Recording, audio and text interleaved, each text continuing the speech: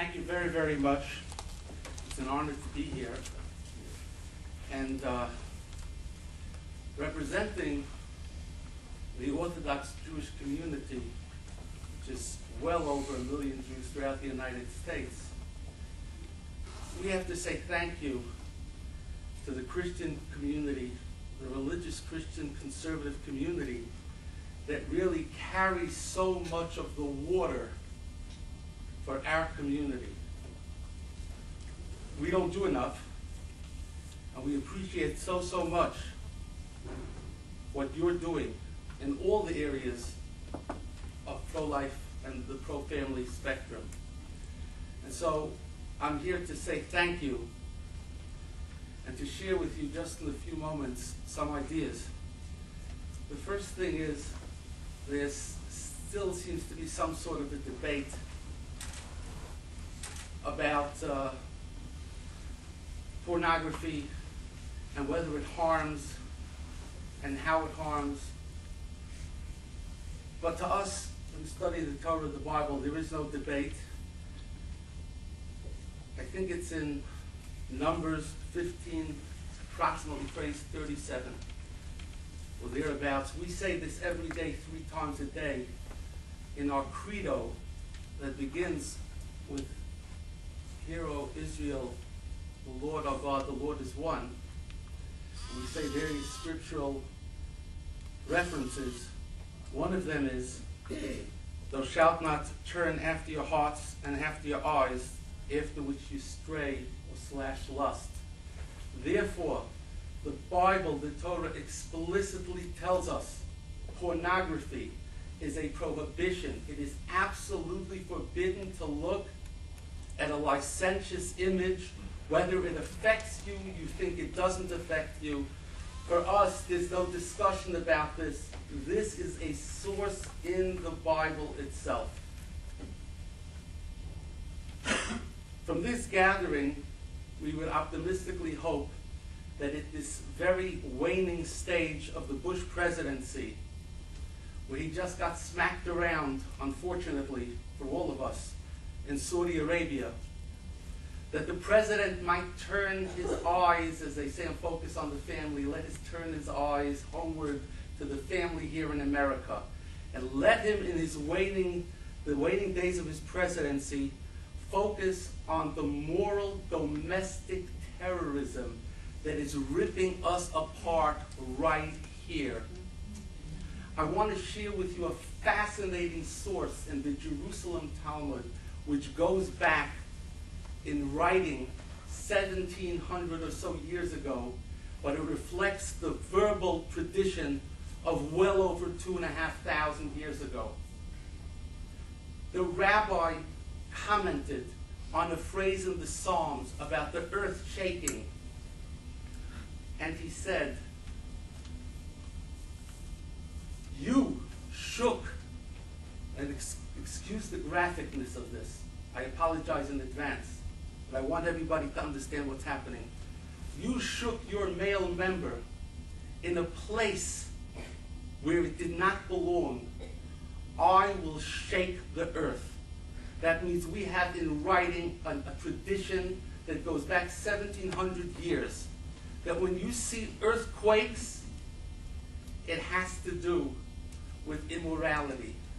Specifically, the rabbis in the Talmud say homosexuality. That in the very week where in California we see the results of pornography with homosexual marriage, at the self-same time we see cyclones, fires, earthquakes, all in this period of time. As a believing Jew, I understand exactly what the signals are. So we should turn to President Bush and say, you still have a chance to leave a legacy. You still have a chance to fight domestic moral terrorism. But more than that, I turn to Attorney General Mukasey, who I understand is a modern Orthodox Jew. That's my understanding. That he may just be a Sabbath observer. Certainly he understands our tradition. I'm shocked to hear that he also has not agreed to a meeting. But I want to tell you the last part of this presentation. It's not you people who are the problem, you're the solution. The problem in so many areas, simply put, although it's not going to be nice to say this, is our religious leadership and institutions. It's unbelievable.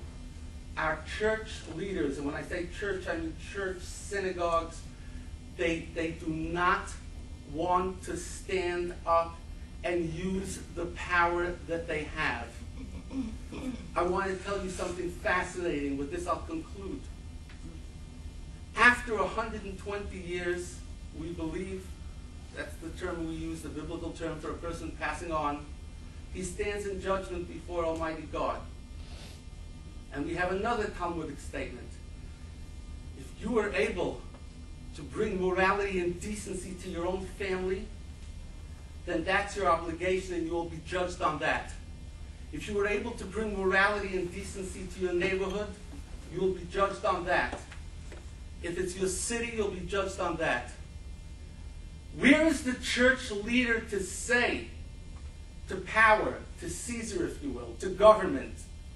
Where are the groups of cardinals and rabbis and imams and ministers and priests at this late stage when millions of our families have been destroyed and are constantly being destroyed, when there's literally almost a guarantee that after a family is destroyed by pornography, they will never be able to stay in, the members will not be able to stay in stable marriages, and they will have generations of destroyed and often deviant children and grandchildren. Where are the church leaders to say to the Bushes, the McCains, the Obamas, and the Mukasey's, you will be held accountable. You claim to be a Jew? You claim to be a Christian? Would you be held accountable if you were standing in a room and a child was being raped and you did nothing, Mr. President? So why do you think that you won't be accountable when you could do exactly what Pat Truman says? That's the message that has to go out from here today. Somebody said that we want to know where the presidential candidates stand. I'm the smallest mind and the least active in the anti-pornography struggle of everybody in this room. I admit it. But I have a crazy idea. If I get upset, you know what I would do? I would get on the church leaders, and I would also use the organizations like the Focus on the Families, the other large organizations that have the communications, and I would ask people to start a clipping campaign. Every family, cut out an article, an ad for a movie, something, a picture that's offensive, and send it to 4 or 5 people. Your religious leader, your church or rabbi, send it to him. Send it to Mukasey, the Attorney General. Send it to McCain, Obama, and even Bush.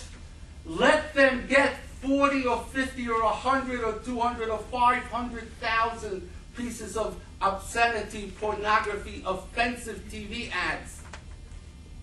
And let it keep going. And come up with a theme. You are responsible. The church leaders have to start talking like this. The reason we have problems with abortion and homosexuality and pornography and broken marriages is because I don't hear them talking. Where is the righteous indignation? Where is the pain? Thank you very, very much.